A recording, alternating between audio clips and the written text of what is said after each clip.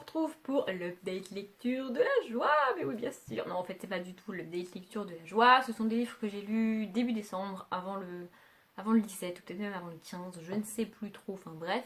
Donc au programme, on a deux abandons. Un livre qui m'a extrêmement déçue et un petit peu désespérée aussi.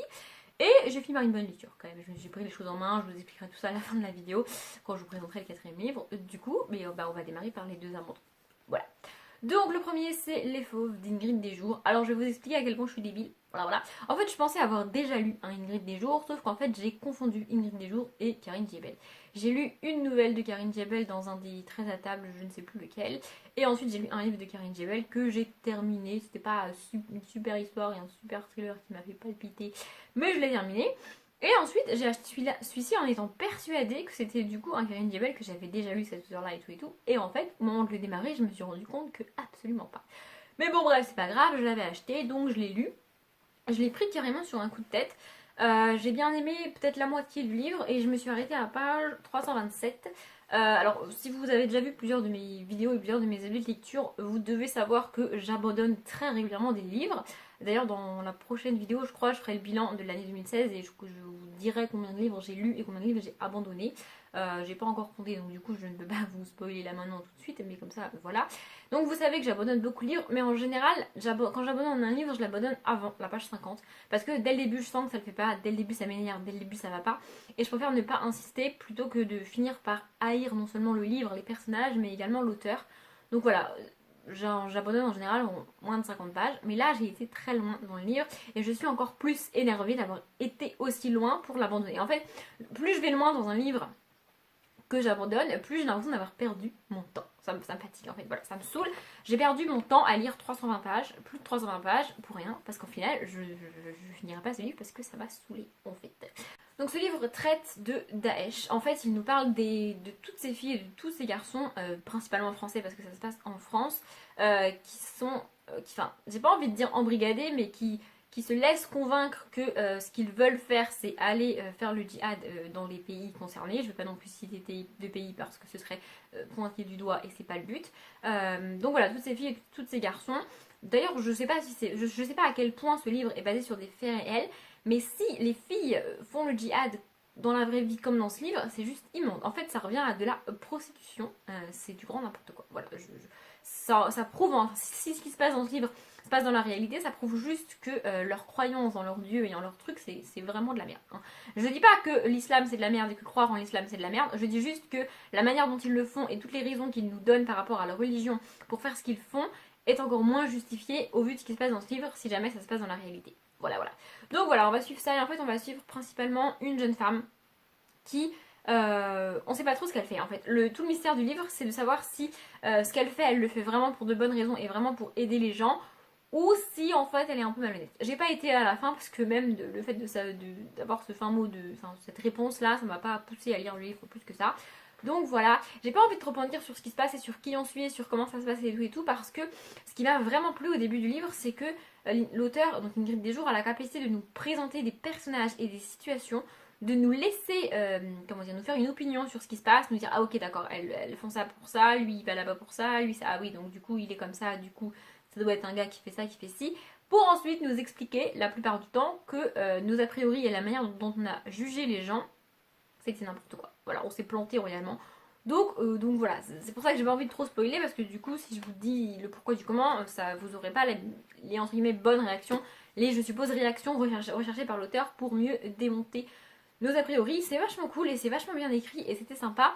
Sauf qu'au bout d'un moment, la jeune femme qu'on suit, en fait, au bout d'un moment, il se passe plus rien. J'ai lu des pages et des pages et des pages et il se passe rien, ça n'avance pas. Voilà. À part nous dire que peut-être elle fait ce qu'elle fait, elle le fait pas forcément pour de bonnes raisons et que peut-être elle est malhonnête, mais pendant des pages et des pages et des pages, ça me suffit pas. Enfin, je veux dire, au bout d'un moment, je me suis royalement fait chier. Donc j'ai abandonné ce livre. J'essaierai et je lirai, je pense, c'est sûr, d'autres Ingrid Desjours, parce que j'espère vraiment retrouver cette capacité qu'elle a de nous faire. En fait, c'est nous faire prendre conscience de nos a priori et de nos jugements parfois négatifs, alors que ça n'a pas lieu d'être. Donc j'essaierai d'autres Ingrid Desjours, mais celui-là, clairement, au bout d'un moment, je me suis fait chier. C'est vraiment dommage et j'ai vraiment l'impression d'avoir perdu mon temps et ça m'a vraiment agacée de devoir abandonner ce livre parce que clairement, je me faisais chier. Alors qu'en même temps, j'avais été tellement loin. Enfin, voilà, ça m'a vraiment saoulée, ça m'a un peu plombé ma lecture à ce moment-là. Parce parce que déjà que j'allais pas très bien au mois de décembre, mais ça n'a pas aidé. Mais voilà, au moins j'ai découvert l'auteur et je suis sûre que je peux trouver au moins un livre écrit par une Kid des jours que je terminerai et qui me plaira. C'est quand même pas rien. Le deuxième abandon, alors je vais pas demander à Cédric de pas me taper, il est au courant que j'ai abandonné ce livre, mais il m'avait demandé de le lire et je l'ai abandonné. Je crois que jusqu'à présent, les 2 livres qu'il m'a demandé de lire, je les ai abandonnés. C'est sa faute aussi, voilà, il me donne des livres et moi je les abandonne. Donc c'est Marquer les ombres de Véronique Ross. Alors c'est pas une réelle déception. Véronique Ross est l'auteur de Divergente que j'avais vraiment beaucoup aimé. Mais c'est pas parce que j'avais aimé Divergente que j'attendais beaucoup de Marquer les ombres, voilà. Alors oui, quand je l'ai démarré, je me disais, voilà, c'est quasi sûr que je vais aimer, j'ai aimé Divergente, c'est la même auteur et tout et tout. Et en fait non. Alors c'est pas dramatique que j'ai pas aimé ce livre, ça me fait un peu chier parce que j'en arrive à me demander comment c'est possible qu'une auteure ait réussi à écrire une saga comme Divergente que j'aime beaucoup et que j'ai lu assez rapidement et que j'ai vraiment beaucoup aimé, et un livre comme ça et que j'accroche pas du tout. J'ai essayé plusieurs fois, j'ai insisté, j'ai essayé, je l'ai ouvert, j'ai lu 2-3 pages, ça le faisait pas, je l'ai reposé. Un mois après, j'ai réessayé, j'ai lu 2-3 pages, ça allait toujours pas. Bon là, je me suis dit, allez hop, je le prends. Je l'ai commencé un soir où je faisais du babysitting, si vous voulez connaître toute ma vie.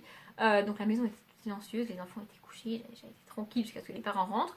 Donc je me suis mise à lire et j'y arrivais pas. Franchement, j'y arrivais pas. J'avais que ça à faire. J'avais que ça avec moi. Je pouvais faire rien d'autre. Enfin, regarder la télé, mais je regarde pas la télé. Donc je pouvais faire rien d'autre et j'y arrivais pas à lire. C'était une catastrophe. J'y arrive pas. J'y arrive pas. Bon, pour l'histoire, on va rencontrer Akos et Syrah. Donc on est dans un monde de science-fiction. Donc ils habitent sur des planètes différentes. En premier, on rencontre Akos qui nous explique sa situation avec sa famille. Ça parle d'oracle, je crois. Sa mère est une oracle, elle connaît le futur des gens dès leur naissance, tout ça, tout ça. Elle a des pouvoirs, c'est sympa et tout et tout. Et puis ensuite, on rencontre Syrah qui vit sur une autre planète. Et on comprend bien qu'ils sont censés être ennemis, ces deux-là. Mais on sait aussi que si on nous parle de ces 2 personnages-là en particulier, c'est parce qu'ils sont particuliers dans leur monde aussi. Ils vont avoir des pouvoirs et tout et une importance.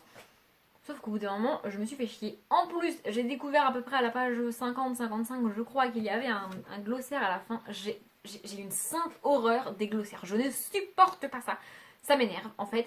Alors oui, peut-être qu'il y a dans un monde dystopique et dans un monde de science-fiction, il y a beaucoup de choses à définir. Il faut expliquer au lecteur comment ça marche, comment ça fonctionne. Il y a des mots qu'on n'est pas habitué à rencontrer parce que la plupart du temps c'est l'auteur qui les a inventés. Et donc il faut que l'auteur nous explique ce que ces mots veulent dire et tout. Mais faites-le au milieu du livre. Parce que si je dois faire des allers-retours entre le glossaire et le livre, j'ai pas le courage de le faire, je le fais pas. Déjà quand il y a des notes en bas de page, ça me saoule de les lire, mais alors le glossaire c'est même pas la peine, je ne peux pas en fait, ça me fatigue. En plus là, j'ai quand même été lire une définition histoire de savoir, parce qu'en fait dans le livre, quand je lisais, j'étais un peu perdue, vu que c'est pas correctement expliqué, vu qu'il y a le glossaire, j'étais un peu perdue évidemment, parce qu'il y a le glossaire et que je le lisais pas en même temps. Ensuite j'ai découvert qu'il y avait le glossaire, du coup je me suis dit bah je vais aller lire la définition. Et en fait, ce qui m'a passablement énervée au plus haut point, c'est que quand j'ai lu la définition, ça a confirmé ce que j'avais à peu près compris avec le livre. Donc elle aurait pu le mettre dans le livre. Enfin, je veux dire, du coup, elle nous définit ça à peu près dans le livre, donc tu comprends ce qu'il faut comprendre, mais t'es pas sûr que t'as compris, et quand tu lis la définition, ça te confirme que t'as compris. What? Enfin, ça m'a saoulé. En fait, ça m'a grave saoulé.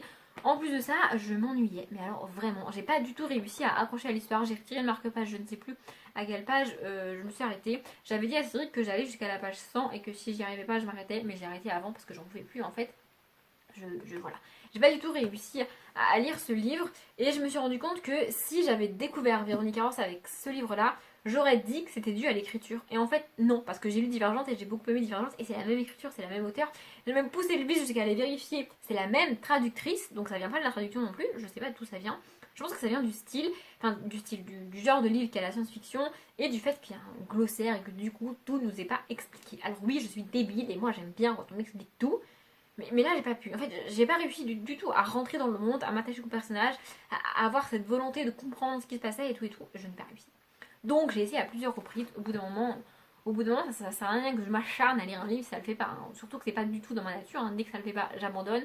Là j'ai beaucoup plus insisté pour lire celui-là que je ne l'ai fait pour certains autres livres. Donc, mais j'ai pas pu quand même. Donc tant pis, je ne lirai pas à Marquer les ombres et je ne lirai pas cette saga. J'espère que l'auteur écrira d'autres livres et d'autres sagas qu'on aura traduits en français et que je pourrai lire et que je pourrai peut-être aimer autant que Divergente. Mais ça sera pas Marquer les ombres. Après ça, j'avais besoin d'un roman détente. Je me suis dit un petit truc sympa, léger, genre une romance, ce serait parfait parce que là j'arrive pas à lire, c'est une catastrophe. Du coup, j'ai lu le Calendar Girl du mois d'août. Donc ouais, je suis toujours en retard, mais c'est pas ma faute. Donc c'est Audrey Carlan, et là j'ai l'édition Hugo Roman, parce que du coup je les ai achetés à moitié en, enfin je veux dire à moitié en Hugo Roman, mais celui-ci c'est un Hugo Roman.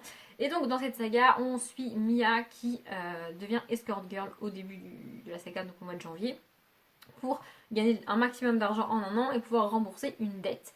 Donc voilà, elle va être escortée chaque mois un nouvel homme et tout et tout. J'aime beaucoup le point de départ de cette saga parce que on a une femme indépendante qui décide elle-même de devenir escort girl, et il est bien précisé dans son contrat et dans tous les tomes quasiment qu'elle n'a aucune obligation de coucher avec son client. Si elle le veut, elle le fait, mais c'est pas compris dans le contrat. C'est pas de la prostitution, c'est si elle veut. Et en plus, alors oui, si elle le fait, elle est payée en plus. Du coup, ça revient un peu à de la prostitution, mais ça c'est un autre débat. Donc voilà. Mia m'a saoulée dans ce tome-là. En fait, dans ce tome-là, on lui a retiré son cerveau. Elle a plus de cerveau. Jusque-là, elle avait un cerveau qui marchait bien et que j'aimais bien, et j'aimais beaucoup cette femme indépendante et forte et cool. Mais là, elle a plus de cerveau. Bah, alors, elle a plus de cerveau, je sais pas pourquoi. On lui a retiré son cerveau pour ce tome-là, j'en sais rien. J'espère que pour les tomes suivants, elle l'aura récupéré, parce qu'il est hors de question que je lise les 4 tomes qui me restent si Mia n'a pas de cerveau. Je pourrais pas tenir, ça va m'énerver, ça va pas être possible. Mais donc, dans ce tome-là, au tout début, elle se met en couple. Ce qui n'est pas facile avec le métier qu'elle exerce, parce que elle est escort girl, et donc elle est amenée à voyager pendant les mois qui restent de l'année aux 4 coins du pays des États-Unis, et du coup pour entretenir une relation c'est un peu compliqué, mais il décide de se mettre en couple quand même. Donc le gars en question est au courant de tout, hein. Il se met en couple avec elle en connaissance de cause.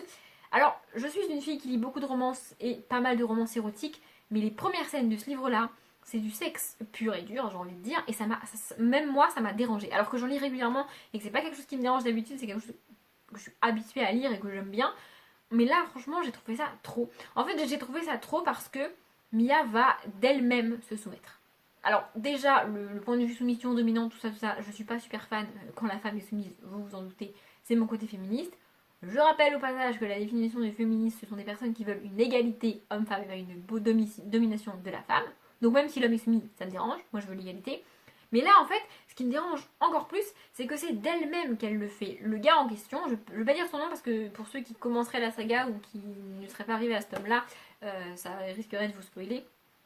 Mais donc ce gars en question, c'est pas lui qui lui demande, c'est pas lui par son comportement ou par ses gestes ou par ses mots ou par ce qu'il lui dit ou par ce qu'il fait qui lui demande de se soumettre, c'est elle d'elle-même, en fait, elle le fait d'elle-même, voilà, sans raison. Du coup, ça m'a particulièrement saoulée. Et en plus, donc elle va avoir un nouveau client, elle va devoir se faire passer pour la sœur de ce client. Et en fait, ce qui m'a saoulée, mais vraiment saoulée, c'est que donc l'histoire elle nous est racontée par Mia. Tout ce qu'on sait, c'est Mia qui nous le dit, c'est Mia qui nous donne chaque information qu'on a. Et moi, dès le début du tome, j'ai deviné la fin. Enfin, j'ai deviné l'espèce de mystère qu'il y a. Et elle, non seulement elle le devine pas, mais en plus, à aucun moment, elle n'a un petit doute de « Ah, mais peut-être que c'est ça. Mais oui, peut-être. » Non, elle ne doute jamais, même à la toute fin. Elle nous a expliqué par A plus B juste avant ce qui la grande révélation de la fin que elle a, alors que moi, du coup, je l'avais lu juste avant parce que, en fait, elle me l'avait dit. En fait, c'est ça qui me dérange, c'est que c'est elle qui me permet de deviner le fin mot de l'histoire, et elle n'a pas de cerveau, donc elle ne le devine pas. Il est passé où son cerveau? Enfin, je veux dire, je comprends pas, c'est pas possible, c'est... What? Une chose est sûre, hein, si ça avait été le tome 1, je suis même pas certaine que j'aurais lu le tome 2. Vous voyez? Elle m'a vraiment saoulée, elle a juste pas de cerveau. Voilà, et moi ça m'agace les femmes sans cerveau. J'ai envie de les taper en fait. Voilà, ça me saoule. Donc il n'y a pas un seul point positif dans le comportement de Mia dans ce tome-là. J'ai le tome du mois de septembre dans ma palle. Je pensais le lire rapidement du coup, mais là celui-ci m'a clairement refroidi. Donc je suis pas certaine de le lire au mois de janvier ou au mois de février. Je sais pas quand je le lirai. Mais si au mois de septembre elle a pas retrouvé son cerveau, je pense pas finir la saga. Parce que je supporterais pas une Mia sans cerveau pendant 4 tomes. Pas possible, pas possible, pas possible. Ah, et j'allais oublier, j'écoute une musique et j'écoute Klingon. Non, j'écoute Somewhere New de Klingon, c'est ça. Du coup, après ça, il me fallait un livre, il me fallait des livres où j'étais sûre, parce que j'en avais marre d'abandonner des livres, de ne pas réussir à lire, ou même quand je les termine, c'est une catastrophe. Enfin bref, je voulais un truc sympa. Alors j'ai pas pris le truc le plus léger du monde, parce que j'ai lu un Maxime Chatham. Alors oui, vous l'avez jamais vu, c'est une toute petite nouvelle qui fait 90 pages, et vous l'avez jamais vu tout simplement parce que début décembre, quand je vais pas bien, qu'est-ce que je fais? J'achète des livres, donc début décembre, j'ai été acheter des livres, mais l'objectif c'était d'acheter des livres pour que j'aille mieux, parce que ça me fait toujours me sentir mieux de m'acheter des livres. C'est comme ça. Il y a des gens chez les chaussures, et ben moi c'est les livres. C'était comme ça. Mais je voulais aussi acheter des livres que j'avais envie de lire là, tout de suite, maintenant, et que au final j'ai lu au mois de décembre. D'ailleurs, dans le prochain update lecture, il y aura au moins 2, voire plus, de livres que j'ai achetés début décembre et que j'ai lus et que du coup je vous présenterai en update et pas en book haul. Donc voilà, l'objectif c'était d'acheter des livres que je pouvais lire là tout de suite maintenant. Je voulais un Maxime Satam parce que j'avais envie d'un Maxime Satam. Dans l'idéal, j'aurais voulu le tome 3 de la trilogie du mal, mais dans les magasins d'occasion où j'ai été, parce que j'en ai fait plusieurs, il n'y avait pas. Et les autres livres de Maxime Satam, à part lui, il y avait soit un tome 1 d'une autre trilogie, mais je me suis dit c'est débile d'acheter celui-là alors que je préférerais finir l'autre trilogie avant de lire le tome 1 d'une autre trilogie. Ça fait beaucoup de fois le mot trilogie. Et donc du coup, si j'achetais ce tome 1 là, je ne pouvais pas le lire tout de suite maintenant. Or le but c'était d'acheter des livres que je lirais tout de suite maintenant. Et puis il y en avait un autre, mais les pages étaient gondolées, genre elles avaient été mouillées et tout, et donc du coup j'ai préféré pas l'acheter. Donc j'ai acheté celui-ci. Je vais pas en dire grand chose parce que c'est une petite nouvelle, je suis pas super fan des nouvelles, mais ça m'a fait ma petite dose de Maxime Satam, j'en avais envie, et ben au moins je l'ai eu avec cette petite nouvelle là. Et cette nouvelle là, donc Carnage, je sais pas si je l'ai dit, ça va aborder le thème des fous furieux, enfin des lycéens qui pètent un câble et qui se font une tuerie dans leur lycée. Donc voilà, le livre démarre, on a apparemment un lycéen qui se balade dans son lycée avec un gros fusil et qui tire sur tout le monde. Voilà. Très sympa, c'est très joyeux, hein, c'est du Maxime Chatham en même temps.